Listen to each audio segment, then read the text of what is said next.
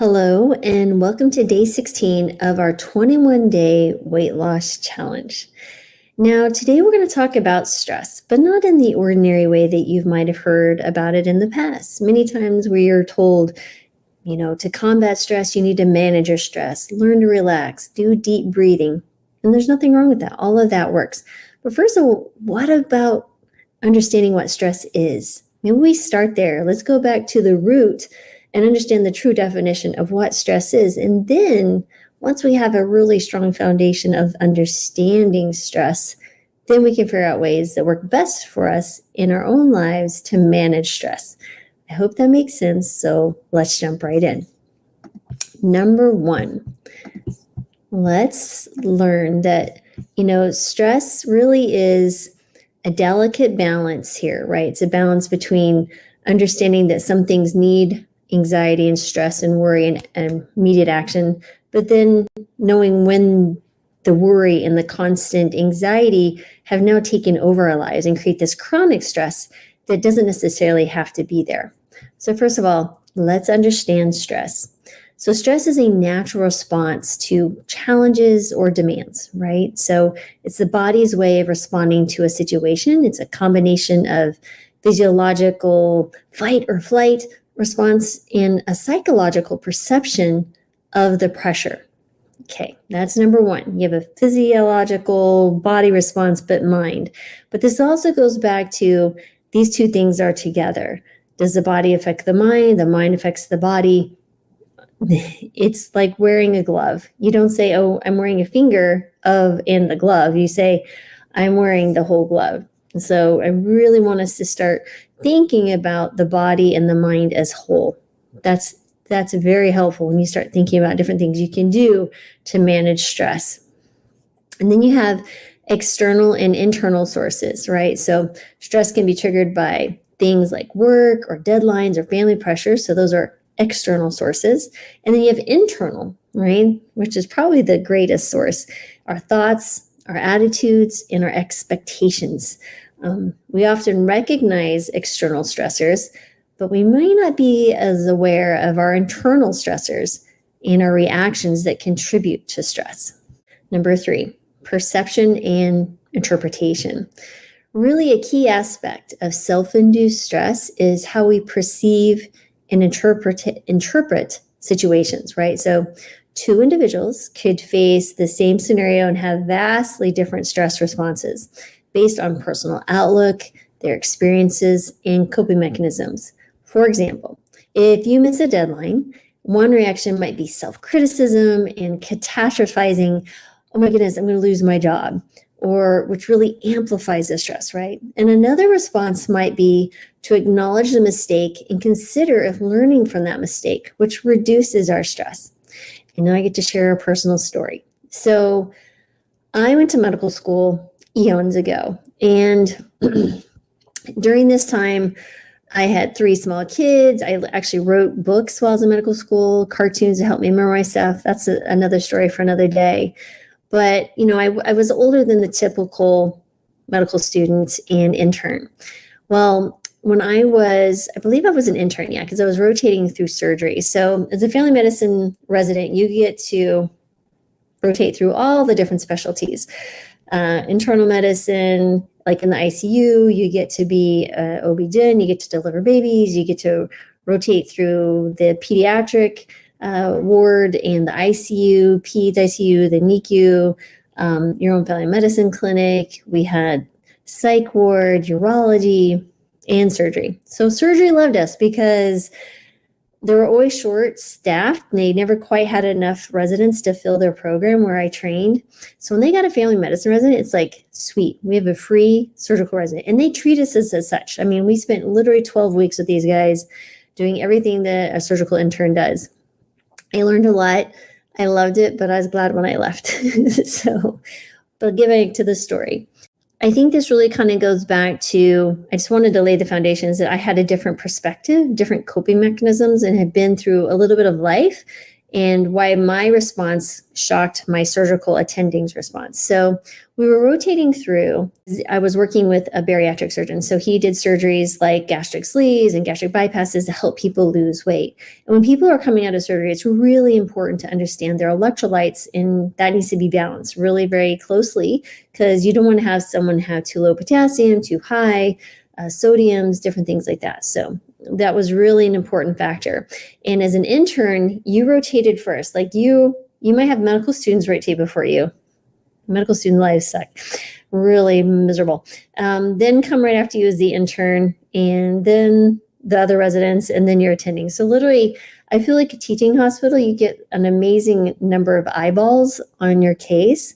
And if they're really honing in, you'd be amazed at what medical students can find, because they're always looking to impress their attendees and everything. But anyway, I get sidetracked yet again. So you're rotating through. So I'm getting there like at 4:30 in the morning. I'm rotating through all the different patients. I think I had like 15 different patients. So like you're just whipping through them, right? Because it takes a second to go see the patient. You have to examine the patient. You have to look at their labs. You have to look at the last notes. Then you're writing your own note. Then you're getting ready to present to the attending, yada, yada, yada. Well, this one particular case, I was rounding with the attending. I went through, shared everything. And he's like, this potassium is low. Why is this potassium low? And now that was my patient. For me, it was very straightforward. I said, oh, I'm sorry I missed that. I will get that corrected. It won't happen again. And I left it at that. I honestly didn't think much more than that. I saw it as an oversight. I needed to be more diligent. These are patients' lives it's under my responsibility. I'm absolutely going to own it and do better, right? There's just sometimes you just got to buck up and do better. And the surgical attending stopped and he goes, excuse me? I was like, yeah, that was my fault. I will get it corrected and it won't happen again. And I thought I was about to get, attending, chewing my, what, and then spitting me back out, because that's what you expect as a resident. And he's like, Dr. Marbus, I will have you know that you're the very first person that has ever admitted to a mistake and said they would take care of it. Most of the time, someone's trying to blame either the nursing, the lab, whatever, but you didn't want to blame anyone. You don't want to blame anyone? I was like, well, no, there's no one to blame, because what's the point? And for me, it's just a lot more stress to avoid a situation than just own it, turn into it, take it by the horns, whatever, deal with the uncomfortable situation and move on. And what happened was I became that attending's favorite resident. Whenever there was an issue, he goes, call Dr. Marvis. So I think it bit me in the butt in the back, thinking about it again.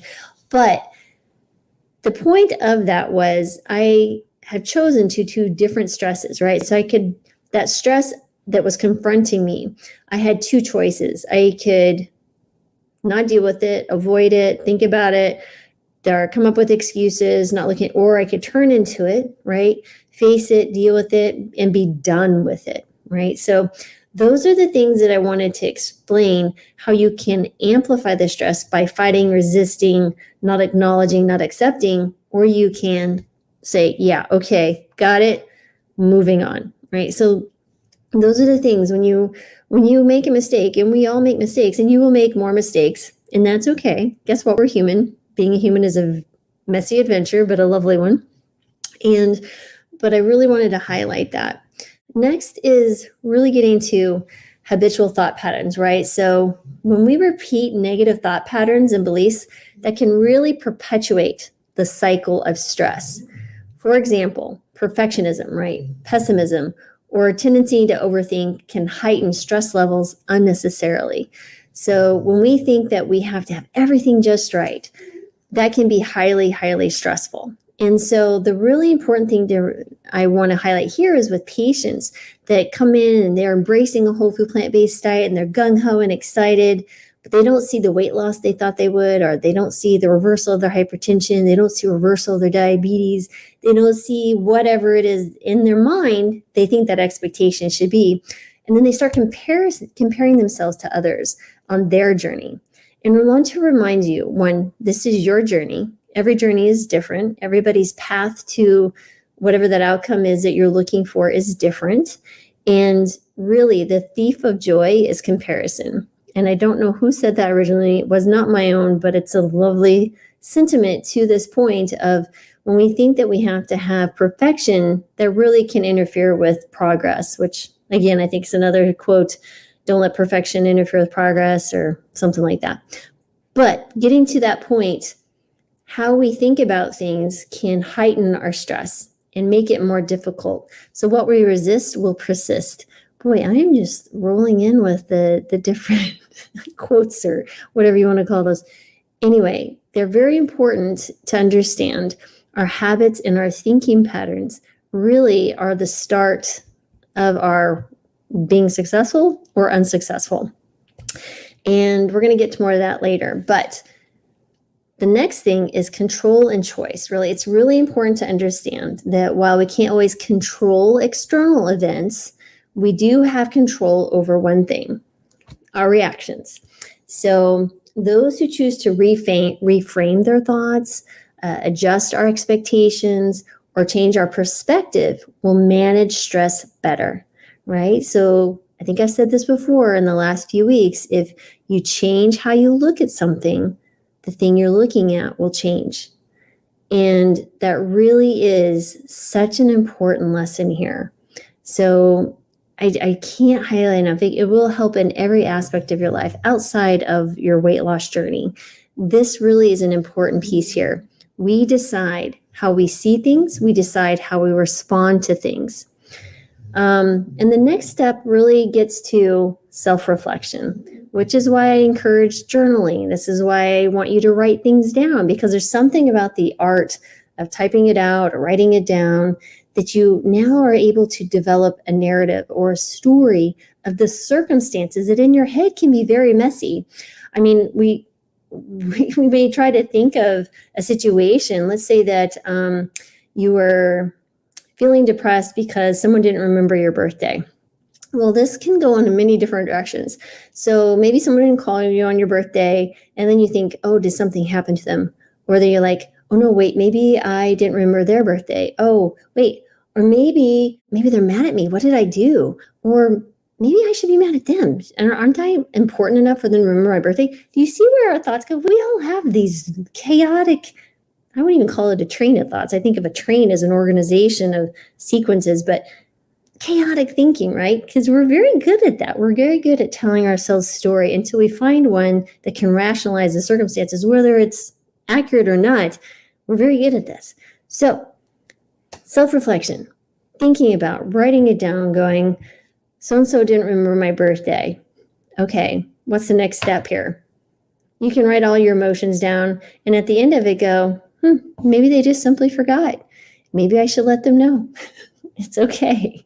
No judgment and no expectations. Like, hey, it was my birthday. Just letting you know. So again, how you frame it.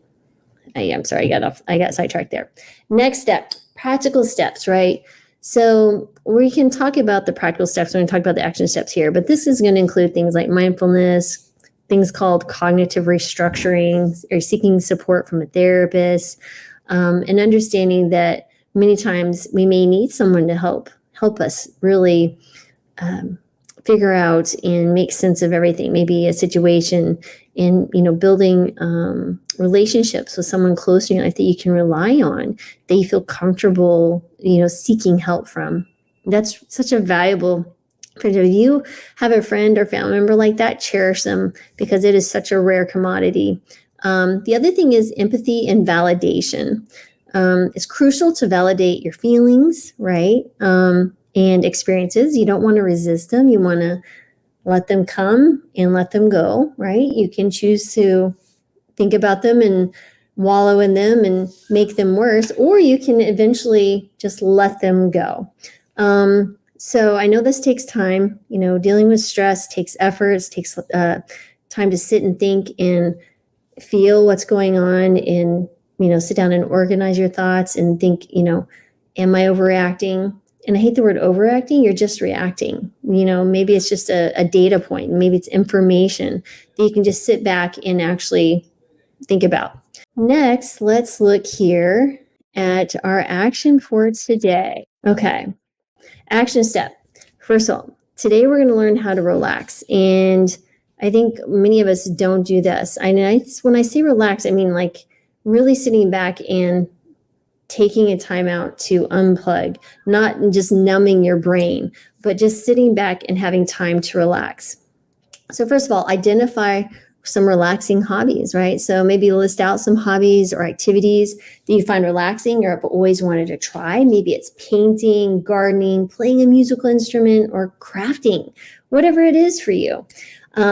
Then you need to schedule time, allocate dedicated time to do it. So maybe set aside 30 minutes to engage in one of these activities. Ensure you're free from distractions and other obligations, right? You want to have time to sit and just let the creative energy flow. And really think about the process. Be mindful while you're there. Don't worry about other things. Start thinking about other things. If those things just come, just like thank you for visiting and let you flow down the river, float on a cloud, whatever it is, you just need to figure out how you can picture whatever that thought is and let it go. So this is basically active mindfulness. So just observe the calming effects on your mind and body. But honestly, I think what happens, for example, when I like to draw and paint, when I'm in the flow of that energy just comes, I don't think about anything else, but I'm just involved with the art or the process of creation. I'm allowing myself to be present in that doing, which is such an important piece to the relaxing. And then the writing exercise is really just evaluating how that worked for you. So maybe some prompts are, hobby insights, right? So maybe detail the activity you chose and the reasons you chose it. How did engaging in the hobby make you feel during and after? How was your stress levels, right? So did the activity help lower your stress? Were you able to divert your mind from other stressors? And then think about, would you want to incorporate this into your routine? Maybe write down how feasible is this to do this in your regular ongoing schedule. And you think of this as stress, right? Stress management. And remember, you're worth it. It's okay to spend time taking care of you. And that was the whole point of doing this 21-day weight loss challenge, is I wanted to approach this in different ways. It's not just, cut back your calories and move your body more, which is part of it, but it is not all of it. There's so much more to the complexity of why people do the things that we do. At the end of the day, we want to hold on in this 21 days, this journey that we've had together. I want you to pick something, at least if there's one or two things that have really resonated with you, and keep doing them, because it's a snowball and you're building your snowball and it's going to continue to grow, and you're going to find benefit as you move forward doing those things that have resonated with you during this time. So I hope that was helpful, and I'll be back tomorrow with day 17 as we start closing in the end of this 21-day challenge.